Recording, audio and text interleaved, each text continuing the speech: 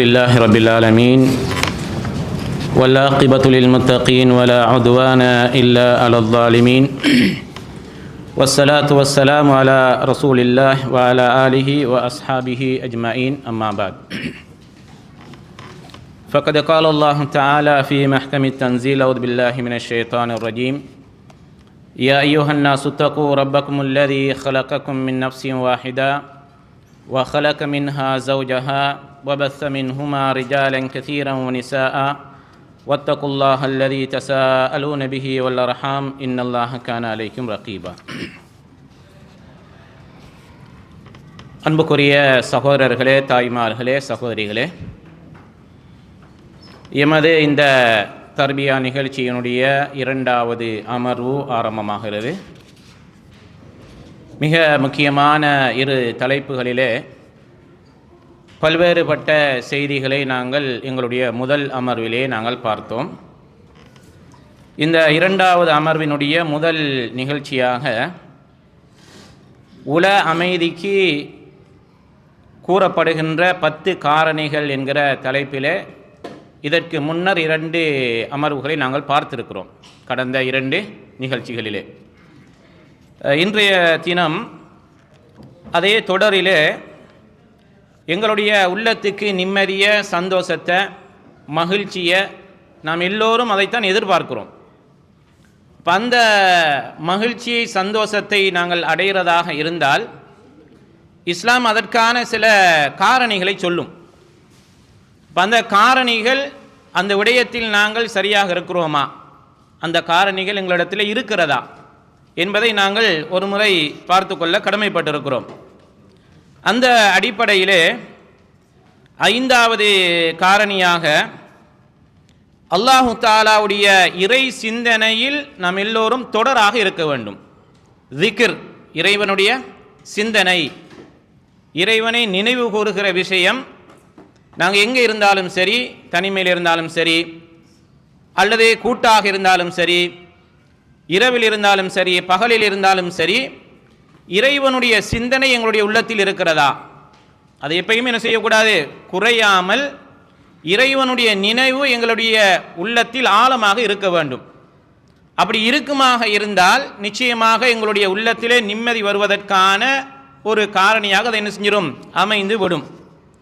அன்புக்குரிய சகோதரர்களே, பொதுவாக இந்த திக்ர் என்பது உங்களுக்கு தெரியும். திருமறை குர்ஆனிலே அல்லாஹு தஆலா இந்த இறை சிந்தனை, இறை நினைவு குறித்து புகழ்ந்து பல இடங்களிலே அல்லாஹு தஆலா சொல்லுகிறான். அலா பிதிக்ரில்லாஹி தத்மஇன்னுல் குலூப், நீங்கள் அறிந்து கொள்ளுங்கள், அல்லாஹு தஆலாவுடைய இறை நினைப்பில் தான், இறை சிந்தனையில் தான் உங்களுடைய உள்ளங்கள் எல்லாம் என்ன செய்கிறது, அமைதி உருகின்றன என்று அல்லாஹு தஆலா சொல்லுகிறான். அப்போ அந்த அடிப்படையில் உண்மையிலேயே ஒரு மூமினுக்கு இறைவனுடைய சிந்தனை என்பது எக்காலத்திலும் இந்த நேரத்திலும் என்ன செய்யணும், தேவை. இதை நாங்கள் பெறுவதற்கான வழிகளாக நம்ம என்ன செய்கிறோம், இந்த இறை சிந்தனையின் ஊடாக நாங்கள் நிம்மதியை பெறலாம். இந்த நிம்மதியை பொறுத்தளவில் உண்மையிலேயே எங்களுடைய உள்ளத்துக்கு நிம்மதியை, சந்தோஷத்தை, வாழ்க்கையில் மகிழ்ச்சியை, குடும்பத்தில் சில நேரங்களில் சந்தோஷத்தை ஏற்படுத்த வேண்டுமாக இருந்தால் இந்த சிந்தனைகள், இறைவனுடைய சிந்தனை எங்களுக்கு இருக்க வேண்டும். அதே நேரத்தில் கஷ்டங்கள், சில நேரங்களில் மனசோர்வுகள், கவலைகள், இவைகளெல்லாம் எங்களுடைய உள்ளங்களை ஆட்கொள்ளுகிற பொழுது நாங்கள் என்ன செய்ய வேண்டும், இறைவனின்பால் திரும்புவோமாக இருந்தால் அல்லாஹு தாலா அதை இல்லாமலாக்கி விடுவான். அல்லாஹு தாலா திருமறை குர்ஆனில் நான் மேலே சொன்ன வசனத்தில் அல்லாஹு தாலா அதான் என்ன செய்கிறான், அல்லதீன ஆமனு, யாரெல்லாம் ஈமான் கொண்டு வத்தத்மஇன்னு குலூபுஹும் பிதிக்ரில்லாஹ், அல்லாஹு தாலாவுடைய இறை சிந்தனையினால் தான் என்ன செய்கிறது, உள்ளங்கள் அமைதியுறுகிறது. அலா பிதிக்ரில்லாஹி தத்மஇன்னுல் குலூப், அறிந்து கொள்ளுங்கள், அல்லாஹுடைய இறை சிந்தனையினால் தான், இறை நினைப்பினால் தான், திக்ரினால் தான் என்ன செய்கிறது, உள்ளங்கள் அமைதியுறுகின்றன என்கிற அடிப்படை செய்தி அல்லாஹு தாலா சூரத்துர் ரஅத் 28வது வசனத்திலே அல்லாஹு தாலா சொல்லி காட்டுகிறான்.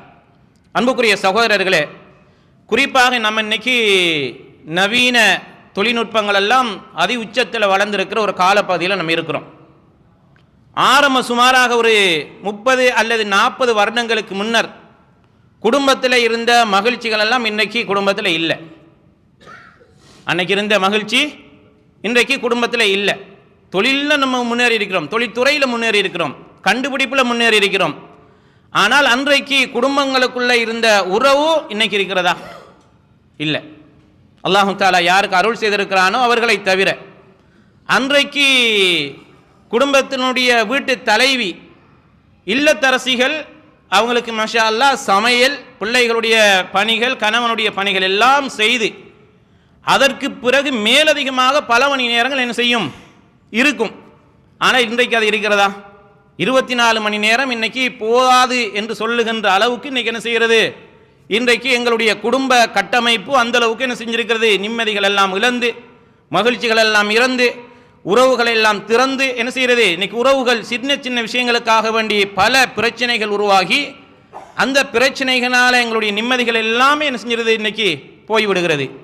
சில நேரங்களில் குடும்ப பிரச்சனைகள், அல்லது தனி மனிதனுக்கு தொழில் ரீதியான பிரச்சனைகள், அல்லது அவனுடைய தொழில் செய்கின்ற இடங்களில் ஏற்படுகிற பிரச்சனைகள், என்ன பிரச்சனைகளாக இருந்தாலும் ஒரு மனிதனுடைய உள்ளத்திலே இறைவனுடைய சிந்தனை இருக்குமாக இருந்தால், இறைவனுடைய நினைவு இருக்குமாக இருந்தால், அவன் அல்லாஹு தாலாவை பெருமைப்படுத்தி அல்லாஹுவை புகழ்ந்து அவன் என்ன செய்வான்? அவனுடைய உள்ளங்கள் அமைதி உறுவதற்கான வாய்ப்புகள் இருக்கிறது. அன்புக்குரிய சகோதரர்களே, இதே மாதிரி அல்லாஹு தாலா திருமறை குர்ஆனிலே சூரத்துல் அஹ்ஸாப் 41, 42 ஆகிய இரு வசனங்களில் அல்லாஹு தாலா சொல்லுகிறான், யா அய்யுஹல்லதீன ஆமனு, விசுவாசிகளே, உதுக்குருல்லாஹ திக்ரன் கசீரா, அல்லாஹ்வை அதிகம் அதிகம் நீங்கள் என்ன செய்யுங்க? நினைவு கூறுங்க. அதிகம் அதிகம் என்ன செய்யுங்க? நினைவு கூறுங்கள். வஸப்பிஹூஹு புக்ரத்தன் வாசீலா, இன்னும் அல்லாஹு தாலாவை நீங்கள் துதிபாடுங்கள். எப்பொழுது? காலையிலையும் மாலையிலையும் என்று அல்லாஹு தாலா சொல்லி காட்டுகிறான். அன்புக்குரிய சகோதரர்கள், நம்ம இன்னைக்கு தொழுகைகளை நிறைவேற்றியதற்கு பிறகு அந்த சந்தர்ப்பம் என்கிறது மிக முக்கியமான ஒரு சந்தர்ப்பம். அல்லாஹ் எங்களுக்கு கடமையாக்கிய ஒரு தொழுகையை நிறைவேற்றி விட்டு அந்த இடத்திலே அல்லாஹ்வுடைய தூதர் காட்டிய சில வழிமுறைகளை நம்ம என்ன செய்கிறோம்? ஔராதுகளை நாங்கள் ஓதுகிறோம். வளமையாக ரசூல் ஸல்லல்லாஹு அலைஹி வஸல்லம் அவர்கள் கற்றுத்தந்த துஆக்கள், ஔராதுகளை நாங்கள் வளமையாக ஓதுகிறோம். அந்த நேரத்தில் எங்களுடைய உள்ளங்களிலே இருக்கிற அந்த மகிழ்ச்சி, அந்த வகையான அமைதியான நிலை பள்ளி சூழலை விட்டு வெளியில் வருகிற பொழுது படிப்படியாக அப்படி குறைந்து போய்விடுகிறது. அதே போன்று இது போன்ற மார்க்க ரீதியான மஜ்லிஸ்களில் ஏற்படுகிற அந்த நிம்மதி அல்லது அந்த ஆறுதல், அது அல்லாத இடங்களுக்கு போகிற நேரத்திலையும் அதுவும் என்ன செஞ்சிருது? இல்லாமல் போய்விடுகிறது. அன்புக்குரிய சகோதரர்களே, அப்போ நம்ம எப்பொழுதுமே என்ன செய்ய வேண்டும்? இறைவனுடைய சிந்தனையினால் எங்களுடைய உள்ளங்கள் அதை என்ன செய்யணும்? நினைத்து நினைத்து நாங்கள் அல்லாஹு தாலாவோடு தொடர்போடு இருக்கிறோம். இன்றைக்கு நம்ம ஒரு தொழுகையை முடிக்கிறோம். உண்மையான இறை விசுவாசி அடுத்த தொழுகை எப்போ வரும் என்று சொல்லி எதிர்பார்ப்பான். அப்போ அவன் என்ன செய்கிறான்? அசர் தொழுகையை முடித்திருக்கிறோம், மகரிபு தொழுகை வருகிற பொழுது என்ன செய்வோம்? நம்ம அதற்கான தயார் நிலையில் இருக்கிறோமாக இருந்தால் அந்த நினைவுகள் எங்களுடைய உள்ளங்கள் பசுமையாக இருக்கும். அன்புக்குரிய சகோதரர்களே, அதனால் முழுமையாக நாங்கள் இந்த குடும்பத்தை துறந்து தொழிலை துறந்து அப்படி இருக்கணும் என்று சொல்லி இஸ்லாம் சொல்லலை. நம்ம அதுதான் புரிஞ்சு கொள்ளணும். என்ன? துறவர போக்கு சமூகம் தேவையில்லை, மனைவி மக்கள் தேவையில்லை, தொழில் தேவையில்லை என்கிற அந்த நிலையில் நாங்கள் இருக்கக்கூடாது. இவைகள் எல்லாவற்றையும் கவனித்து கொண்டு இறைவனுடைய சிந்தனைகளை நம்ம என்ன செய்யணும்? எங்களை உட்படுத்தி கொள்ள வேண்டும் என்கிற செய்தி இந்த வசனங்கள் என்ன செய்கிற எங்களுக்கு சொல்லுகிறது. அப்போ இந்த வகையில் இறைவனுடைய சிந்தனை என்பது மிக முக்கியமானது. இந்த இறை சிந்தனைக்கு நேர் எதிரானது தான் பொடுபோக்கு. அரபில் கஃப்லான்னு சொல்லி சொல்லுவாங்க. கஃப்லான்னா என்ன செய்யுது? சில நேரங்களில் சில சகோதரர்கள் பள்ளிக்கு வர்ற நேரத்தில் ஏனோ தானோ என்கிற ஒரு நிலையில் என்ன செய்வார்கள்? பள்ளிக்கு வருவாங்க. அவர்களுடைய தொழுக முறை, அவர்கள் வருகிற முறைகள் எல்லாம் பார்த்தாலே தெரியும், இதில் ஒரு உயிரோட்டமுள்ள ஒரு தொழுகையை, ஒரு கடமையை என்ன செய்ய முடியாது? எதிர்பார்க்க முடியாது. அன்புக்குரிய சகோதரர்களே, அப்போ அந்த வகையில் இந்த இறை சிந்தனைக்கு நேர் எதிரானது நாங்கள் அல்லாஹ்வுடைய நினைப்பு விட்டு அப்படி பொடுபோக்காக அப்படி மறந்து விடுகிறது. அப்படி விடுகிற நேரத்தில் என்ன செய்யும்? உலகத்தில் மூழ்கிடுவோம், அல்லது இஸ்லாமிய கடமைகளை முழுமையாக விட்டு நாங்கள் ஒதுங்கிடுவோம். எங்களுக்கும் இறைவனுக்கும் இடையில் உள்ள தொடர்புகள் என்ன செய்யும்? அருந்து போய் அல்லது தூரமாகி போய்விடலாம் என்கிற அடிப்படையில் இந்த கஃப்லா என்கிற இந்த பொடுபோக்குத்தன்மை எங்கள்கிட்ட இருக்கக்கூடாது. இன்னும் சொல்ல போனால் நம்ம சோம்பேறித்தனம்னு சொல்லுவோம் இல்லையா? சோம்பேறிகளா? குர்ஆன் என்ன சொல்லுகிறது? முனாஃபிகீன்கள் பள்ளிக்கு வர நேரத்தில் எப்படி வருவாங்க? சோம்பேறிகளாக, குசாலாவாக என்ன செய்வார்கள்? சோம்பேறிகளாக வருவாங்க. ஆனால் இறை விசுவாசி எப்படி வருவானா? இல்லை. இறை விசுவாசி எப்பொழுதும் அல்லாஹ்வுடைய கடமை விஷயத்தில் என்ன செய்வான்? மிக கவனத்தோடு இருப்பான். உரிய நேரத்தில் உரிய முறையில் இஸ்லாம் காட்டுகின்ற வழிமுறையில் என்ன செய்வான்? அந்த கடமைகளை செய்வான் என்பதை நாங்கள் பார்க்கிறோம். அன்புக்குரிய சகோதரர்களே, அல்லாஹ்வுடைய தூதர் ஸல்லல்லாஹு அலைஹி வஸல்லம் அவர்கள் இறை சிந்தனையோடு உள்ளவருக்கும் இறை சிந்தனை அற்றவருக்கும் இடையில் ஒரு உதாரணத்தை சொன்னாங்க. நம்ம எல்லோருக்கும் தெரிந்த ஹதீஸ் தான். அல்லாஹ்வுடைய தூதர் சொல்கிறார்கள், மஸலுல்லதி யதுகுரு ரப்பஹு வல்லதி லா யதுகுரு ரப்பா. அல்லாஹ்வை நினைக்கிறவனுக்கும் அல்லாஹ்வை நினைக்காதவனுக்கும் உள்ள ஓமை என்ன தெரியுமா? உயிர் உள்ளவனும் உயிர் இல்லாதவனையும் போல. அப்ப இறை சிந்தனையோடு இருந்தால் நம்ம உயிரோட்டத்தோடு இருக்கிறோம். ஆனால் இறை சிந்தனை இல்லை என்றால் நம்ம என்ன செய்யறது? இறந்து போன பிணத்துக்கு என்ன செய்யறது? சமமாக மாறிவிடுகிறோம். அன்புக்குரிய சகோதரர்கள், இந்த ஹதீஸ் நம்ம புகாரியில, முஸ்லீம்ல, இன்னும் பல ஹதீஸ்கள்ல நம்ம என்ன செய்யறோம் பார்க்கிறோம். அப்ப இந்த இறை சிந்தனைங்கிறது என்ன? எங்களை உயிரோட்டம் உள்ளவனாக இந்த உலகத்தில் வாழ வைக்கிறது. இறை சிந்தனை என்ன செய்கிறது? உயிரோட்டம் உள்ளவனாக இந்த உலகத்தில் என்ன செய்கிறது? வாழ வைக்கிறது. உண்மையிலேயே நம்ம இந்த இறை சிந்தனை எங்களுக்கு அடிக்கடி நாங்கள் திக்ருகள் ஓதுறது, ஔராதுகள் ஓதுறது, இறைவனுடைய சிந்தனையோடு இருக்கிற காரணத்தினால என்ன எங்களுக்கு பயனடையன்னா எங்களுடைய உள்ளம் அமைதி கூறுகிறது. ஒன்று. ரெண்டாவது, இன்னும் அதிகமான ஈடுபாடுகள் வணக்க வழிபாடுகளில் ஆன்மீகத்தில் என்ன செய்யணும்? எங்களுடைய கவனத்தை குவித்து அதனூடாக இறைவனுடைய திருப்பொருத்தத்தை நாடுவதற்கு நாங்கள் முயற்சி செய்வோம். இது எதனால் ஏற்படுது என்றால் இந்த இறை சிந்தனை தான். சில நேரங்களில் நம்மளே பாருங்களேன், உதாரணமாக ஏதோ ஒரு காரணத்துக்காக ஒரு தொழுகை விட்டுட்டோம்னு வைங்க, ஆனால் அடுத்து வருகிற தொழுகையை உயிரோட்டமாக தொழுகிறதுக்கு சில நேரங்களில் ஏற்கனவே இருந்த உற்சாகம், ஏற்கனவே இருந்த ஆசையெல்லாம் அப்படியே கொஞ்சம் படித்தடியாக விட்டுரும். இன்னைக்கு ஜமாத்து விடுபடும், நாளைக்கு தொழுகை விடுபடும், பிறகு 2 நேர தொழுகை போகும், பிறகு ஃபஜ்ர் சுபஹெல்லாம் போய் இஷா ஃபஜ்ர்லாம் போயிடும். அப்போ என்ன செய்வார்? காலக்கிரமத்தில் இவர் ஜும்மா தொழுகையோடு மாத்திரம் தன்னுடைய வாழ்க்கையை சுருக்கி கொள்ளுகின்ற ஒரு மோசமான ஒரு நிலைக்கு எங்களை கொண்டு போய் சேர்த்துரும். அன்புக்குரிய சகோதரர்களே, அப்போ இந்த வகையில் அல்லாஹ்வுடைய தூதர் ஸல்லல்லாஹு அலைஹி வஸல்லம் அவர்கள் சொன்ன அந்த உதாரணம் என்பது மிக பொருத்தமானதாக நம்ம என்ன செய்கிறது இருக்கிறது. எங்களுடைய சிந்தனைகளுக்கு நம்ம என்ன செய்யறோம்? இன்னைக்கு பார்க்குறோம், மையத்தாக இருக்கிறது, அது எந்த ஒரு பிரயோசனமும் இல்லை. நம்ம எவ்வளோதான் பாசத்தோட அல்லது எவ்வளோ அரவணைப்போட எவ்வளோ செலவழித்திருந்தாலும் அவர் மையத்து தான். குறிப்பிட்ட ஒரு சில மணி நேரங்களுக்கு பிறகு அவர் வேற, நாங்கள் வேற. அவர் போக வேண்டிய இடத்துக்கு போயிடுவார், நாங்கள் எங்கட இடத்துக்கு வந்துடுவோம். அப்போ அதனால என்ன செய்கிறது இல்லை, மையத்து மாதிரி தான் ஒரு மனிதருடைய இறைவனுடைய சிந்தனை இல்லாமல் வாழுகின்ற மனிதருக்கான உதாரணம் அவர் இறந்து போன ஜடலத்தி போல என்று அல்லாஹ்வுடைய தூதர் ஸல்லல்லாஹு அலைஹி வஸல்லம் அவர்கள் என்ன செய்றாங்க? இந்த செய்தியில சொல்லுகிறதை பார்க்கிறோம். அன்புக்குரிய சகோதரர்களே, இமாம் இப்னுல் கய்யிம் ரஹிமஹுல்லா அவர்கள் நிறைய துறை சார்ந்த நூலுக்குரிய ஒரு ஆசிரியர். இவர் இந்த இறை சிந்தனையினால், திக்ரினால் என்னென்ன பயன்கள் பிரயோசனங்கள் இருக்கிறதுங்கிறது கிட்டத்தட்ட ஒரு 100 சொச்சம் பயன்களை சொல்றார். சொல்லிட்டு அவர் ஒரு நூலில் அல் வாபிலு ஸய்யிப் என்கிற ஒரு நூலில் சுமாராக 70 சொச்சம் இந்த திக்ருனுடைய பிரயோசனங்களை அப்படியே பட்டியல் போட்டு எழுதி வச்சிருக்கிறார். அந்த நூலை பார்க்குற நேரத்தில் என்ன செஞ்சிடலாம், நம்ம புரிந்து கொள்ளலாம். அல் வாபிலு ஸய்யிப் என்கிற இமாம் இப்னுல் கய்யிம் அல் ஜௌசியாவுடைய புத்தகத்தில் நம்ம என்ன செய்யலாம், இதை பார்க்கலாம். அப்போ அந்த அளவுக்கு பிரயோசனங்கள், 70 பிரயோசனங்களை இவர் தொகுத்து வழங்கியிருக்கிறார்டா.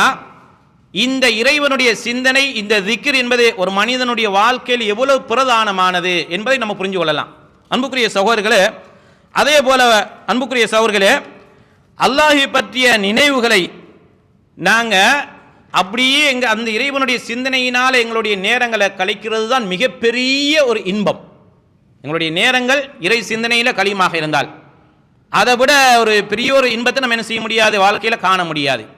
இன்றைக்கு காலையிலிருந்து மாலை வரைக்கும் நான் என்ன செய்து சில நேரங்கள் அடிக்கடி இறைவனுடைய சிந்தனையை தூண்டுகிற விதமாக இஸ்லாமிய கருத்துக்களை, ஆன்மீகம் ரீதியாக மார்க்க சம்பந்தமான செய்திகளை நம்ம படிக்கிறோமாக இருந்தால் அந்த சிந்தனைகளை எங்களோட என்ன செய்கிறது, நேரங்கள் கழிகிற பொழுது அந்த நேரங்கள் பிரயோசனமான நேரங்கள் தான், பிரயோசனமான நேரங்கள் தான்.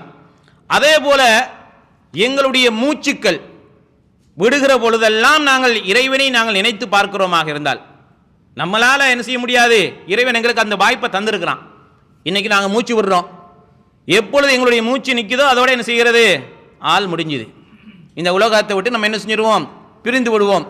அப்போ மூச்சு விடுகிற பொழுதெல்லாம் நம்ம என்ன செய்யணும், அல்லாஹு தாலா இன்றும் இந்த நேரம் வரைக்கும் என்னை மூச்சு விடுவதற்கு சுவாசிக்கிறதுக்கு அல்லாஹு தாலா சந்தர்ப்பத்தை தந்திருக்கிறானாக இருந்தால் அந்த மூச்சு அல்லது சுவாசம் எல்லாம் இறைவனுடைய சிந்தனையோடு இருக்கிற பொழுது அந்த நேரங்களும் பிரயோசனமானவைகள் தான். அன்புக்குரிய சகோதரர்களே, அதே போல நாங்கள் எங்களுடைய நாட்களில் எந்த நாளை இறை சிந்தனையோடு நாங்கள் கழிக்கிறோமோ, இறைவனுடைய வணக்க வழிபாடுகளோடு கழிக்கிறோமோ, அந்த நேரங்கள் அந்த நாட்கள் எல்லாம் மிக சிறந்த நாட்கள் தான். அப்போ நம்ம எதை பயப்படணும், இறைவனுடைய சிந்தனை இல்லாமல் கழிகின்ற மணி நேரங்கள், இறைவனுடைய திக்ர்கள் இல்லாமல் கழிகின்ற நாட்கள், மாதங்கள், வருடங்கள் என்பது உண்மையிலே எங்களுக்கு மிகப்பெரிய ஒரு நஷ்டத்தை தேடி தருகின்ற காலங்கள் தான். எனவே அன்புக்குரிய சகோதரிகளே, அப்போ இந்த இறைவனுடைய இந்த திக்ர் என்பது ஒரு மனிதனுடைய வாழ்க்கையிலே குறிப்பாக அவனுடைய உள்ளத்துக்கு மிகப்பெரிய அமைதிய, மகிழ்ச்சிய, சந்தோஷத்தை, நிம்மதிய, ராகத்தை என்ன செய்கிறது, கொடுக்கிறது என்பதை இந்த திருமறை வசனங்கள் எல்லாம் எங்களுக்கு சொல்கிறது. பாருங்கள், அல்லாஹுடைய தூதர் ஸல்லல்லாஹு அலைஹி வஸல்லம் அவருடைய வாழ்க்கையில் நிறைய நெருக்கடிகளை ரசூலுல்லாஹ் சந்திச்சாங்க. நம்மெல்லாம் அன்னைக்கு அந்த யாருமே அந்த நெருக்கடிகளை சந்திக்க இல்லை. அது அந்த நெருக்கடிகள் பொருளாதார அல்லது உணவு சாப்பாடு ரீதியாக இருந்தாலும் சரி, அல்லது ஆன்மீகம் சார்ந்ததாக இருந்தாலும் சரி, இதுவரைக்கும் நாங்கள் என்ன செய்யலை, அல்லாஹ்வுடைய தூதர் சந்தித்த அந்த நெருக்கடிகளை சந்தித்தது இல்லை. அப்ப அல்லாஹ்வுடைய தூதரை பற்றி அல்லாஹ் தஆலா குர்ஆன்ல என்ன சொல்கிறான் பாருங்க, வலகது நஅலமு, எங்களுக்கு தெரியும், நிச்சயமாக எங்களுக்கு தெரியும், அன்னக யதீகு சதுருக பிமா யகூலூன், உங்களோட இருக்கின்ற அன்றைய காபிர்கள் உங்களுக்கு சொல்லுகின்ற விஷயங்களால், பேசுகின்ற விடயங்களிலால் உங்களுடைய உள்ளம் நெருக்கடிக்குள் உள்ளாகுது என்பதை எங்களுக்கு தெரியும். அப்ப அவங்க பேசுறதால என்ன செய்ய, ரசூலுல்லாஹ்வுடைய மனசுல ஒரு சங்கடத்தை ஏற்படுத்துறாங்க, மனசுல ஒரு நெருக்கடி உருவாகுது, நிம்மதியை என்ன செய்யறதை இழக்கிற அளவுக்கு ரசூலுல்லாஹ் அதை பற்றியே சிந்திக்கிறாங்க. இப்படி அல்லாஹ் தஆலா சொல்லிட்டு சொல்லுகிறான், இப்படியான நெருக்கடிகள் வருகிற பொழுது, மனசுக்கு வெறுக்கத்தக்க பேச்சுக்களை அவர்கள் பேசுகிற பொழுது நம்ம என்ன செய்யணும், அல்லாஹ் தஆலா சொல்லுகிறான், ஃபஸப்பிஹ் பிஹம்தி ரப்பிக, நீங்க செய்ய வேண்டியது என்ன, உங்களுடைய இறைவனை அவனுடைய புகழை கொண்டு நீங்கள் அல்லாஹ்வை துதி பாடுங்கள், அவனை நினைச்சு பாருங்க, அவனை நினைவு கூறுங்கள். இதை என்ன செஞ்சிடும், இவர்கள் எதை சொன்னாலும் அவைகள் எல்லாம் அகன்று விடும் என்று சொல்லி அல்லாஹ் தஆலா குர்ஆன்ல சொல்றான். அப்ப நம்ம என்ன செய்கிறது, எங்களுக்கு ஒரு கஷ்டம், மனசுக்கு நெருக்கடி, துன்பம், கவலைகள், பிரச்சனைகள் அல்லது சோதனைகள் எல்லாம் சில நேரங்களில் அலை அலையாக என்ன செய்யலாம், வரலாம். வருகிற நேரத்தில் நம்ம என்ன செய்யறது, இது அப்படியே உள்ளத்துக்குள்ள பூட்டி அப்படி வச்சிருக்கிறோம். இது வச்சுட்டு இது யாருக்கும் சொல்றது இல்லை. யாரிடத்திலேயாவது மஷூரா கேட்டு இந்த பிரச்சனைகளை தீர்க்கிறதுக்கு அல்லது குறைத்துக் கொள்வதற்கு முயற்சிகள் கூட செய்யாத பல சகோதரர்கள் நம்ம பார்க்கிறோம். இப்போ மனிதன் என்கிறவன் பொதுவாக பிரச்சனைகளுக்கு உள்ளதான் நம்ம எல்லாரும் இருக்கிறோம். அல்லாஹ் தஆலா அப்படித்தான் என்ன செஞ்சிருக்கிறான், எங்களை பிரச்சனைகளை சூழத்தான் நம்ம எல்லாம் வாழ்ந்து கொண்டு இருக்கிறோம். அப்ப அந்த நேரத்தில் எங்களுடைய உள்ளங்களுக்கு கவலையை உண்டாக்கக்கூடிய, எங்களுடைய உள்ளங்களுக்கு நெருக்கடியை உண்டாக்கக்கூடிய, எங்களுடைய மகிழ்ச்சிக்கு ஆபத்தை ஏற்படுத்தக்கூடியவைகள் எது வந்தாலும் அல்லாஹு தாலா படைத்த ரப்புல் ஆலமீனை நாங்கள் புகழ்ந்து துதிபாடி விட்டால் அல்லாஹு தாலா அவைகளை என்ன செஞ்சிருவான், நீக்கி விடுவான். வகும் மினஸ் சாஜிதீன், அல்லாஹு தாலா சொல்லுகிறான், ஒன்று அல்லாஹு தாலாவுடைய புகழை வைத்து நீங்கள் துதிபாடணும், ரெண்டாவது சுஜூது செய்கிறவர்களோடு நீங்கள் ஆகிருங்க. அப்ப இறை வணக்க வழிபாட்டில் நம்மளை என்ன செய்யணும், ஈடுபடுத்திக் கொள்ள வேண்டும். இன்றைக்கு நம்ம வெளியில இருக்கிற நிம்மதியை விட பள்ளிவாசல் நிம்மதியா இருப்போமா இல்லையா? நம்ம இருக்கிற அந்த இடம் மிக முக்கியமான இடம், இறைவன் இபாதத்துக்கென்று வைத்திருக்கிற ஒரு இடம், உலகத்திலேயே மிக சிறப்பான அல்லாஹ் புகழ்ந்து சொல்லுகின்ற இடம். எந்த இடம்? இறை இல்லங்கள். அப்ப அந்த இறை இல்லத்துக்குள்ள நம்ம போயிட்டு இபாதத்துக்காக வேண்டி நாங்கள் எதிர்பார்த்து இருக்கிற பொழுது, அங்க இருக்கிற திருமறை குர்ஆனை எடுத்து படிக்கிற பொழுது, அல்லது ஸலவாத்துக்களை சொல்லிக் கொள்கிற பொழுது, அல்லது இஸ்திக்பார்களை நாங்கள் மேற்கொள்ளுகிற பொழுது ஒரு வகையான நிம்மதி எங்களுடைய உள்ளம் என்ன செய்யும், அடையும். அன்புக்குரிய சகோதரர்களே, அப்ப இந்த செய்தி அல்லாஹ் தஆலா என்ன செய்கிறான், நபிகள் நாயகம் ஸல்லல்லாஹு அலைஹி வஸல்லம் அவர்களுடைய உள்ளங்கள் நெருக்கடிக்குள் தள்ளப்படுகிற பொழுது இதை கடைபிடிக்க சொல்லி என்ன செய்கிறான், அல்லாஹ்வுடைய தூதருக்கு அல்லாஹ் சொல்கிறான். அப்ப என்ன செய்கிறது, இதை நாங்கள் எங்களுடைய வாழ்க்கையில கடைபிடிக்க வேண்டும். இந்த செய்திகளை இறைவனின்பால் எந்த அளவுக்கு நாங்கள் போறோமோ அந்த அளவுக்கு அல்லாஹ் தஆலா என்ன செய்வான், எங்களுக்கு பிரச்சனைகள் அல்லாஹு தாலா தீர்ப்பான், கஷ்டங்களை கவலைகளை போக்குவான், உள்ளத்துக்கு அல்லாஹு தாலா நிம்மதியை தருவான். இன்றைக்கு நிம்மதி இல்லாமல் அலைகிற பல நூறு சகோதரர்களை நம்ம பார்க்குறோம். நீங்கள் அவங்கள்ட்ட கேட்டிங்கன்னு சொன்னால் அவங்களுக்கும் ஈமானுக்கும் எந்த சம்மந்தமே இருக்காது, அவங்களுக்கும் இஸ்லாத்துக்கும் சம்பந்தமே இருக்காது. பேர் மட்டும் பார்த்தா என்ன செய்கிறது, அழகான பேர்கள், நம்ம வச்சிருக்கிற பேரை விட அழகான பேர்கள் வச்சிருப்பாங்க. ஆனால் அவர்கள் ஆன்மீக ரீதியாக இதை எப்படி அணுக வேண்டும் என்கிற அறிவிப்பு அல்லது அது பற்றிய தெளிவு அவங்கள்ட்ட இல்லை. எல்லாத்தையும் எடுத்தா என்ன செய்ய, என்னதான் எனக்கு தான் எப்பயுமே பார்த்தால் பிரச்சனையே, எப்போ பார்த்தாலும் அல்லாஹ் தாலா என்னை சோதித்து பார்க்கிறான் என்று தன்னை மட்டும்தான் உலகத்தில் இருக்கக்கூடிய 600 கோடி மக்களுக்கு மேலே இருக்கிறவங்கள இவரை மட்டும்தான் அல்லாஹ் தாலா சோதிக்கிற மாதிரி என்ன செய்வார், இவர் தன்னுடைய கருத்துக்களை சொல்லுவார். அன்புக்குரிய சகோதரர்களே, எனவே சோதனைகள் என்பது அல்லாஹு தாலா தருகிறானாக இருந்தால் அதிலே நாங்கள் பொறுமையாளர்களாக இருக்கிறோமா என்பதை அல்லாஹு தாலா சோதித்து பார்க்கிறான் எங்கள்கிட்ட. ஏன் சோதனை வருது, எங்களுடைய பொறுமையை சோதிக்கிறதுக்கு அல்லாஹு தாலா. அப்ப இந்த வகையில் நம்ம என்ன செய்ய வேண்டும், இந்த எங்களுடைய நிம்மதியை சந்தோஷத்தை அடைகிறதாக இருந்தால் அல்லாஹு தாலா அல்லாஹ்வுடைய தூதருக்கு என்ன வழிகாட்டலை வழங்கினானோ, எப்படி இறைவன்பால் நெருங்க சொல்லி சொன்னானோ, ஆன்மீக ரீதியாக அதை அணுகச் சொன்னானோ அதே வழிமுறையை நம்ம என்ன செய்யணும், எங்களுடைய வாழ்க்கையில் நாங்கள் கடைபிடிக்க கடமைப்பட்டிருக்கிறோம். இது 5வது காரணம். அதாவது தொடர்ந்து நம்ம என்ன செய்யறது, இறைவனுடைய சிந்தனையோடையே எங்களுடைய வாழ்க்கையை நாங்கள் அமைத்துக் கொள்வது. 6வது காரணம் அல் இஹ்சானு இலா இபாதத்தில்லா, இபாதில்லா அல்லாஹு தாலாவுடைய அடியார்களோடு நல்ல முறையில் நடந்து கொள்ளுதல். அது கால்நடைகளாக இருக்கலாம் அல்லது மனிதர்களாக இருக்கலாம். நம்ம என்ன செய்யறது, மனிதர்களோடு தான் நல்லா இருக்கணுங்கிறதுக்காக வேண்டி உயிரினங்களை நம்ம வேதனைப்படுத்தலாமா, வேதனைப்படுத்தக்கூடாது. இஸ்லாம் என்ன செய்கிறது, அதை மறுக்குது. அது உயிரினம். அப்ப உயிரினங்களோடு குறிப்பாக மனிதர்களோடு நம்ம என்ன செய்யணும், நல்ல முறையில் நடந்து கொள்ள வேண்டும். இந்த நல்ல முறையில் நடந்து கொள்வது என்பது சில நேரங்களில் உணர்வு பூர்வமாக நம்ம அதை இஸ்லாம் அணுகலாம், அல்லது எங்களுடைய உள்ளங்களால் ஏற்படுகிற மாற்றம், அவருக்கு நல்ல கனிவான வார்த்தைகளை சொல்லுகிற பொழுது அவருடைய உள்ளத்தில் என்ன செய்யும், நிம்மதியை நம்ம பார்க்கலாம். சில நேரங்களில் ஒரு மனிதரை நம்ம கோபத்தோடு ஆத்திரத்தோடு அணுகுவதற்கும் கனிவான வார்த்தைகளில் ஊடாக அவரை அணுகுவதற்கும் இடையில பாரிய வித்தியாசம் இருக்குது. அப்ப இப்படி நம்ம என்ன செய்யறது, அணுகிற நேரத்தில் இந்த அணுகிற முறை உணர்வு பூர்வமாக எப்படி அணுகலாம்னு சொன்னால், உதாரணமாக ஒரு மனிதர் கஷ்டத்தோடு இருக்கிறார், அந்த கஷ்டங்களை நிவர்த்தி செய்யறதுக்கு நம்ம என்ன செய்யலாம், உதவிகள் மேற்கொள்ளலாம். எங்களால் எது முடியும் அவ்வளவுதான், நம்ம பெரிய அளவுக்கு அல்ல.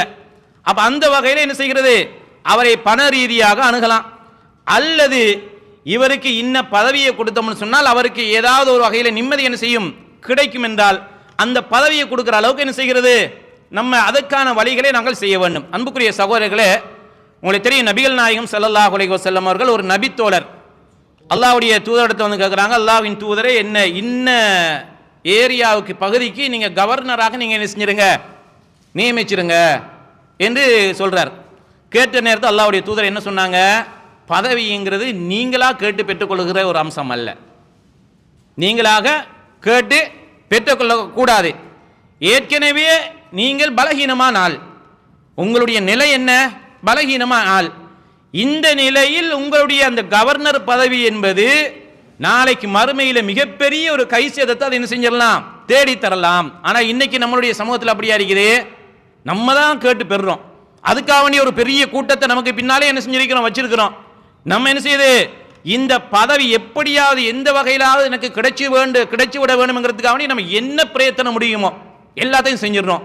பணமா, இன்னும் சொல்ல போனால் அல்லாஹ் தஆலா பாதுகாக்க வேண்டும், பணத்தை வந்து ஹராமான பொருட்கள் குடிபோதைகளில் அதையாவது வாங்கி கொடுத்து இந்த பதவியை விட்டோம்னா நம்ம என்ன செய்ய முடியாது, வாழவே முடியாது என்பதற்காக ஹராமான போதைப் பொருட்களை கூட நம்ம சமூகத்தில் இருக்கிற சில அதிகாரங்களை பெறுறதுக்கு என்ன செய்றாங்க, முயற்சி செய்கிற ஒரு மோசமான ஒரு நிலை இன்றைக்கு இஸ்லாமிய சமுதாயத்தில் இருக்குது. அன்புக்குரிய சகோதரர்களே, அப்ப இந்த வகையில் என்ன செய்கிறது, நாங்கள் மனிதர்கள் என்கிற வகையில் சில நேரங்களில் எங்களுக்கு பொருளாதார ரீதியாக உதவி செய்ய முடியாது, அல்லது பதவிகளோ அதிகாரங்களோ கொடுத்து உதவி செய்ய முடியாது. என்ன செய்யலாம், ஒருத்தர் உங்கள்கிட்ட வந்து ஒரு ஆலோசனை கேட்கிறார், ஏதாவது மார்க்க சம்பந்தமான அல்லது அவருடைய குடும்பவியல் சம்பந்தமாக அல்லது அவருடைய தொழில் நிமித்தம் என்ன செய்கிறார், ஒரு ஆலோசனை உங்கள்கிட்ட கேட்கிறார். என்ன செய்யலாம், நம்ம அவருக்கு நல்ல ஒரு ஆலோசனையை வழங்கலாம். இதுவும் அவருக்கு செய்கிற மிகப்பெரிய ஒரு நலன் தான். இஹ்சான் என்பது என்ன? நலன்கள். அப்ப அந்த மனிதர்களுக்கு நலன்கள் பயக்கக்கூடிய விஷயங்களை நம்ம என்ன செய்யணும்? ஆலோசனைகள் வழங்குறது. அல்லாஹ்வுடைய தூதர்கிட்ட ஒருத்தர் வர்றார், வந்து சொல்றார், அல்லாஹ்வின் தூதரே எனக்கு அவுசினி என்ன செய்யுங்க, உபதேசம் செய்யுங்கன்னு சொல்லி சொல்றார். ரசூலுல்லாஹ் என்ன சொன்னாங்க? கோவப்படாதீங்க, லா தக்லப். திரும்ப கேட்கிறார், அல்லாஹ்வுடைய தூதர் சொல்றாங்க கோவப்படாதீங்க. திரும்ப கேட்கிறார், ரசூலுல்லாஹ் சொல்றாங்க கோவப்படாதீங்க. என்றால் ஒரு மனிதனுடைய நிலை, அந்த உபதேசம் எப்ப பயனளிக்கும்? அவர் முழுமையாக தன்னை அந்த உபதேசத்தை உள்வாங்கிக் கொள்ளக்கூடிய நிலையில், மனோநிலையில் அவர் இருக்கிறா இல்லையாங்கிறது நம்ம பார்க்கணும். ஆத்திரத்தை திடீர்னு ஓடி வருவார், வந்து ஏதாவது ஒன்று கேட்பார், கேட்ட நம்ம சொன்னே என்ன செஞ்சிடும், விஷய விபரீதத்துக்கு கொண்டு போய் சேர்த்துரும். அப்ப அல்லாஹ்வுடைய தூதர் அந்த மனிதர் வந்த நிலையை பார்க்கிறார். அப்ப அல்லாஹ்வுடைய தூதர் சொல்றாங்க ஆத்திரப்படாதீங்க, கோபப்படாம கொஞ்சம் இருங்க. அப்ப இந்த வகையில் பொதுவாக ஆலோசனைகள் என்பது மிக முக்கியமானது. நம்ம ஆலோசனைகள் வழங்குற நேரத்தில் அவரை ஒரு தொழில் நிமித்தம் ஒரு ஆலோசனை கேட்கிறாருன்னு சொன்னா, அவர் தொழில முழுசாக லாஸ்ட் ஆகி போற அளவுக்கு என்ன செஞ்சிடக்கூடாது, ஆலோசனைகள் வழங்கிடக்கூடாது. ஆனா என்ன செய்யக்கூடாது, இது போல நம்ம அவரை குழியில தள்ளுற வேலையை பார்க்கக்கூடாது. ஆலோசனைகள் என்பது நம்ம எப்படி அந்த ஆலோசனைகள் எங்களுக்கு பிரயோசனம் அளிக்குமோ அதே அந்த ஆலோசனைகள் அவர்களுக்கு நாங்கள் வழங்க கடமைப்பட்டிருக்கிறோம். அன்புக்குரிய சகோதரர்களே, திருமண பந்தங்கள் சம்பந்தமான ஆலோசனைகள் வரலாம். குடும்பத்தில் சில நேரங்களில் பிரச்சனைகள் இருக்கும், அந்த பிரச்சனைகளை தீர்வு தேடி உங்கள்கிட்ட ஆலோசனைகள் கேட்கலாம். இது இஸ்லாம் என்ன சொல்லுது, என்ன வழிகாட்டல் சொல்லுகிறதுன்னு சொல்லி சில நேரங்களில் கேட்கலாம். கேட்கிற நேரத்தில் நம்ம என்ன செய்யலாம், அந்த ஆலோசனைகளை நாங்கள் அந்த விடயத்தில் கஞ்சத்தனம் காட்டக்கூடாது. ஆலோசனைகள் வழங்குற விஷயத்தில் கஞ்சத்தனம் என்ன செய்யக்கூடாது, நாங்கள் காட்டக்கூடாது. ஆலோசனைகளை தெரிந்தால் வழங்குவோம், தெரியாது விட்டால் ஆலோசனை வழங்குகிற சகோதரர்களை அவர்களுக்கு காண்பிப்போம். காண்பிப்போமா இல்லையா? காண்பிப்போம். அன்புக்குரிய சகோதரர்களே, அப்ப இந்த வகையில் இப்படி நாங்கள் மற்றவர்களுக்கு ஆலோசனைகள் வழங்குகிற பொழுதும் எங்களுடைய உள்ளங்கள் நிம்மதி அடைகிறது. அன்புக்குரிய சகோதரர்களே, அல்லாஹ்வுடைய தூதர் ஸல்லல்லாஹு அலைஹி வஸல்லம் அவங்க சொன்னாங்க, அத்தீனு அன்-நஸீஹா. இஸ்லாம் என்றாலே என்ன? பிறர் நலம் நாடுதல். பிறருக்கு நலவு பயக்கக்கூடிய விடயங்களில் நம்ம என்ன செய்கிறது, நாங்கள் முயற்சி செய்ய வேண்டும். அது மார்க்க ரீதியாக, குடும்பவியல் ரீதியாக, பொருளாதார ரீதியாக, தொழில் ரீதியாக எதுவாக இருந்தாலும் அவருக்கு நலவை நாடக்கூடிய மக்களாக நாங்கள் என்ன செய்யணும், இருக்க வேண்டும் என்கிற செய்தியை இந்த இடத்திலே நாங்கள் பார்க்க கடமைப்பட்டிருக்கிறோம். பாருங்கள், அல்லாஹ்வுடைய தூதர் ஸல்லல்லாஹு அலைஹி வஸல்லம் அவங்க சொல்றாங்க ஒரு பெரிய ஹதீஸில், மன் நஃபஸ அன் முஃமினின் குர்பதம் மின் குரபித் துன்யா. யாராவது ஒருவர் இந்த உலகத்திலே ஒரு முஃமினுடைய கஷ்டத்திலே ஏதாவது ஒரு கஷ்டத்தை போக்கிவிட்டால், அதற்கு உதவி செய்து விட்டால், அல்லாஹு தஆலா அதுக்கு என்ன பிரதிபலன் கொடுக்கிறான்? நஃபஸல்லாஹு அன்ஹு குர்பதம் மின் குரபி யௌமில் கியாமா. இங்க ஒரு மூமின் அடைகிற கஷ்டத்துக்கு நம்ம என்ன செய்கிறோம், உதவி செய்கிறோம், கஷ்டத்தை இலகுபடுத்திடுறோம். அல்லாஹு தஆலா என்ன செய்கிறான், நாங்க நாளைக்கு மறுமையில எங்களுக்கு வருகிற கஷ்டத்தை அல்லாஹு தஆலா நீக்கிடுவான். அப்ப இந்த உலகத்தில் செய்கிற இந்த நலவு என்ன செய்கிறது, மறுமையில எங்களுக்கு சில நேரங்களில் கஷ்டங்கள் வரலாம். அந்த கஷ்டத்துக்கு பலனாக அல்லாஹு தஆலா இந்த உலகத்தில் ஒரு மனிதனுக்கு செய்கிற உதவி என்ன செய்கிறது, மாறி விடுகிறது என்று அல்லாஹ்வுடைய தூதர் சொன்னாங்க. தொடர்ந்தும் சொல்லுகிறார்கள், வமன் யஸ்ஸர அன் முஸிரின் யஸ்ஸரல்லாஹு அலைஹி ஃபித் துன்யா வல் ஆখিরা. யார் ஒரு கஷ்டப்பட்டவனுக்கு அவனுடைய கஷ்டத்தை நீக்குறானோ, இலகுபடுத்தி கொடுக்கிறானோ, அல்லாஹு தஆலா உலகத்திலேயும் மறுமையிலேயும் நீக்குகின்ற அந்த கஷ்டத்துக்கு துணையாக நிற்கிறவனுடைய கஷ்டங்களை அல்லாஹு தஆலா என்ன செஞ்சிருவான், நீக்கி விடுவான். அப்போ பொருளாதார வளர்ச்சிக்கு, குடும்பத்தில் உள்ள மகிழ்ச்சிக்கு, உள்ளத்தில் உள்ள நிம்மதிக்கு இது என்ன செய்கிறது, மிக முக்கியமான காரணமாகிறது. இன்னும் சொல்லுகிறார்கள், வமன் சத்தர முஸ்லிமன் சத்தரஹுல்லாஹு ஃபித் துன்யா வல் ஆখিরা. சக முஸ்லிமுடைய குறைகளை யார் மறைக்கிறாரோ, அல்லாஹு தஆலா உலகத்தில் உள்ள மறுமையில் உள்ள இவருடைய குறையை அல்லாஹு தஆலா மறைத்து விடுவான். இதெல்லாம் என்ன செய்கிற எங்களுடைய உள்ளத்தில் நிம்மதி ஏற்படுத்துவதற்கான காரணிகளாக அல்லாஹ்வுடைய தூதர் சொல்கிறார்கள். சொல்லிவிட்டு இறுதியாக சொல்கிறார்கள், வல்லாஹு ஃபீ அவுனில் அப்தி மா கானல் அப்து ஃபீ அவுனி அஹீஹி. ஒரு மனிதர் எந்த அளவுக்கு ஒரு அடியானுக்கு உதவி செய்கிறாரோ அந்த காலமெல்லாம் அல்லாஹு தஆலா அந்த உதவி செய்கிற அடியானுக்கு உதவி செய்து கொண்டே இருப்பான். அப்ப நம்ம என்ன செய்யறது, எங்களால் ஒரு சிறிய ஒரு தொகை அல்லது சிறியதொரு உதவிதான் செய்ய முடியுமாக இருந்தால் நாங்கள் பின்வாங்கிவிடக்கூடாது. அல்லாஹு தாலா இந்த உதவியினூடாக எங்களுடைய பொருளாதாரத்தை வளர்ச்சியில் அடைய வைக்கலாம், எங்களுடைய மனசுக்கு நிம்மதியை தரலாம், எங்களுக்கு வர இருக்கிற கஷ்டங்களை அல்லாஹு தாலா போக்கி விடலாம். மறுமையில நாங்கள் வெக்கி தலை குனிந்து என்னுமே செய்யலையே என்று கைசேதப்படுகின்ற அப்படியான கஷ்டங்களை அல்லாஹு தாலா போக்கி விடலாம்.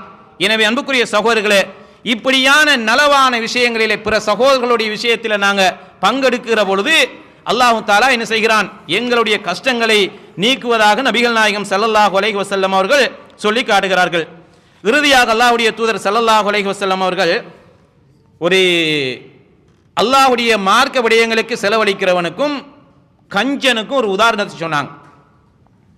ஒருத்தர் அவர் போர் கவசத்தை அணிந்து வைத்திருக்கிற ஒரு மனிதரை போல ஒரு இரும்பு ஆடை என்ன செய்கிறார், அணிந்து வைத்திருக்கிறார். அந்த நல்ல மனிதருடைய ஆடை என்னன்னு சொன்னால், இவர் அல்லாஹ்வுடைய பாதையிலே மார்க்கத்துக்காக செலவழிக்க அந்த ஆடை என்ன செய்கிறது, அப்படியே அவருக்கு இடம் கொடுக்கிறது, விசாலமாகிறது, ஆடை அப்படியே கீழே இறங்குகிறது என்று அல்லாஹ்வுடைய தூதர் ஸல்லல்லாஹு அலைஹி வஸல்லம் சொல்றாங்க. கொடுக்க என்ன செய்யும், அவருடைய உள்ளத்தில் கஞ்சத்தனம் இல்லாமல் மற்றவங்களுடைய துயர்களை துடைக்க வேண்டும், மற்றவருடைய கஷ்டங்களில் நாங்கள் ஒத்துழைக்க வேண்டும் என்கிற அந்த மனோநிலையை அல்லாஹு தாலா உருவாக்குறான். பகீல் என்கிற அந்த கஞ்சனுக்கு அல்லாஹு தாலா என்ன செய்யறான் தெரியுமா, இவனுக்கு அவனுடைய சொத்துக்களை அப்படியே இது நான் சம்பாதித்தது, இது எனக்குரியது, இது என் மனைவிக்குரியது, இது என் பிள்ளைகளுக்குரியது, இதை ஏன் நான் மற்றவங்களுக்கு கொடுக்கணும், மற்றவருடைய கஷ்டங்களை உதவி செய்யறதுக்கு மற்றவங்க வெளியில நிறைய பேர் இருக்கிறாங்களே என்கிற மனோநிலையில் இருக்க என்ன செய்யும், அவருடைய அந்த ஆடை என்ன செய்யறால் கையையும் கழுத்தையும் சேர்த்து அப்படி நெருக்கி விடுகிறது என்று சொல்லி நபிகள் நாயகம் ஸல்லல்லாஹு அலைஹி வஸல்லம் அவர்கள் உண்மையிலே மார்க்க விடயங்களுக்கு செலவழிக்கின்ற ஒரு மனிதருக்கு உதாரணமும், அந்த மார்க்க விடயங்களிலே கஞ்சத்தனம் செலுத்துகின்ற அல்லது பிறருடைய கஷ்டங்களுக்கு உதவி செய்யாமல் சொத்துக்களையே தன்னுடைய முழு நோக்கமாக கொண்டு சுருட்டி வைத்துக் கொண்டிருக்கின்ற பண முதலைகளுக்கு அல்லாஹ் தாலாவுடைய தூதர் என்ன செய்யறாங்க, இப்படியான கஞ்சத்தனம் உள்ளவர்களுக்கு அல்லாஹ்வுடைய தூதர் ஸல்லல்லாஹு அலைஹி வஸல்லம் அவர்கள் உதாரணம் காட்டுகிறார்கள். அன்புக்குரிய சகோதரர்களே, எனவே நாங்கள் பொதுவாக நல்ல விடயங்கள் என்று வருகிற பொழுது கண்டிப்பாக நாங்கள் எங்களால் எது முடியுமோ அதை நாங்கள் என்ன செய்யணும், அந்த கொடுத்து உதவுகின்ற, ஏன்னா நம்ம வச்சிருக்கிற பொருளாதாரம் நம்மளுடையது அல்ல. எதுவரைக்கும் நம்மளுடையது, நம்ம சாப்பிட்டு முடிச்சது நம்மளுடைய சொத்து, நாங்கள் உடுத்தி கிழித்தவைகள் இத்து போனவைகள் நம்மளுடைய சொத்து, அடுத்து நாங்கள் சாப்பிட்டு மலமாக போனவைகள் நம்மளுடைய சொத்து. ஆனால் இருக்கிற சொத்து நமக்குரியதா இல்லை, நமக்குரியது இல்லை. இது ஏன் செய்யுது, நம்மளுடைய மூச்சு எப்பொழுது நிற்குதோ அதுக்கு பிறகு தெரியும் இந்த சொத்துக்கள் எல்லாம் யாருக்குரியதுன்னு சொல்லி. இந்த சொத்துக்களை சுருட்டுறதுக்கு எத்தனையோ பேர் என்ன செய்வாங்க, வருவார்கள். அன்புக்குரிய சகோதரர்களே, எனவே இந்த இருக்கிற சொத்துக்கள் அல்லாஹு தாலா எங்களை சோதிக்கிறதுக்கு கூட தந்திருக்கலாம். நம்ம என்ன செய்யணும், அதை முறையாக நாங்கள் பயன்படுத்தி கொள்ளுகின்ற கடமை எங்களுக்கு இருக்கிறது. ஆன்மீக ரீதியான விடயங்களுக்கு நாங்கள் இந்த மார்க்க சம்பந்தமான விடயங்களுக்காக வேண்டி எங்களாலான உதவிகளை நாங்கள் கட்டாயம் செய்ய வேண்டியிருக்கிறது. இப்படி செய்கிற பொழுது எங்களுடைய உள்ளத்தில் நிம்மதியை, சந்தோஷத்தை, மகிழ்ச்சியை நம்ம என்ன செய்யலாம், கண்டுகொள்ளலாம் என்கிற செய்தியை நம்ம அல்லாஹ்வுடைய தூதர் ஸல்லல்லாஹு அலைஹி வஸல்லம் அவருடைய ஹதீஸ்களில் நம்ம பார்க்கிறோம். அதே போல அல்லாஹு தாலாவுடைய திருமறை வசனங்கள் என்ன செய்கிறது, எங்களுக்கு சொல்லுகிறது. எனவே அன்புக்குரிய சகோதரர்களே, எனவே எங்களுடைய உள்ளத்தில் மகிழ்ச்சி, நிம்மதி, சந்தோஷம் இதெல்லாம் எங்களுக்கு வர வேண்டுமாக இருந்தால் இஸ்லாம் சொல்லுகின்ற இந்த வழிமுறைகள் கட்டாயம் பின்பற்றப்பட வேண்டும். எனவே இரண்டு விஷயங்கள் நாங்கள் இன்றைய அமர்விலே பார்த்திருக்கிறோம். ஒன்று, தொடராக இறைவனுடைய சிந்தனையோடு நாங்கள் என்ன செய்கிறது, எங்களுடைய வாழ்க்கையை நாங்கள் கழிப்பது. இரண்டாவதாக அல்லாஹ்வுடைய அடியார்களோடு, உயிரினங்களோடு நாங்கள் நல்ல முறையில் நடந்து கொள்வது. எங்களுக்கு தந்தவைகள் ஊடாக அவற்றை நம்ம என்ன செய்கிறது, கஷ்டங்களை துடைக்கிறதுக்கு, துன்பங்களை துடைக்கிறதுக்கு நம்ம என்ன செய்கிறது, உதவி செய்யக்கூடிய நன்மக்களாக நாங்கள் மாற வேண்டும். அவ்வாறு மாறுகிற பொழுது நிம்மதிய சந்தோஷத்தை நம்ம என்ன செய்யலாம், கண்டுகொள்ளலாம். அன்புக்குரிய சகோதரர்களே, எனவே இந்த நிம்மதிக்கு தான் நம்ம எல்லாம் இன்னைக்கு என்ன செய்யறோம், குடும்பத்தை, உறவுகளை, நாட்டை எல்லாத்தையும் விட்டுட்டு நம்ம என்ன செஞ்சிருக்கிறோம், எதிர்காலத்தில் எங்களுடைய பிள்ளைகள் சந்தோஷமாக இருக்க வேண்டும், மகிழ்ச்சியோடு இருக்க வேண்டும், கஷ்டப்படக்கூடாது. ஏன்னா இஸ்லாம் அதுதான் சொல்லுது, என்ன, நீங்க உங்களுடைய பிள்ளைகளை 4 பேர் ரோட்ல நின்று கையேந்தக்கூடியவர்களாக விடுவதை விட அந்த பிள்ளைகள் பொருளாதார ரீதியாக தேவையற்றவர்களாக இருப்பதை அவ்வாறு விட்டுச் செல்வதுதான் இஸ்லாம் என்ன செய்கிறது, வரவேற்கிறது. அந்த அடிப்படையில் கண்டிப்பாக ஹலாலாக நம்ம சம்பாதிக்கலாம், ஹலாலாக செலவழிக்கலாம், மார்க்கத்தில் எந்த ஒரு பிரச்சனையும் என்ன செய்யல கிடையாது என்கிற அடிப்படையில் இந்த ஆன்மீக ரீதியான விடயங்களிலே கூடுதல் கரிசனை காட்டுகிற பொழுது, அக்கறை காட்டுகிற பொழுது எங்களுடைய உள்ளத்திலே மகிழ்ச்சியையும் சந்தோஷத்தையும் நம்ம என்ன செய்யலாம், கண்டுகொள்ளலாம். அல்லாஹு தாலா எல்லாருடைய கவலைகளையும் போக்கி, கஷ்டங்களை போக்கி, எங்களுடைய உள்ளங்களுக்கு மன ஆறுதலையும் நிம்மதியையும் வல்ல இறைவன் அல்லாஹு தாலா எனக்கும் உங்களுக்கும் தந்தருவானாக. வ ஆஹிரு தஅவானா அனில் ஹம்துலில்லாஹி ரப்பில் ஆலமீன்.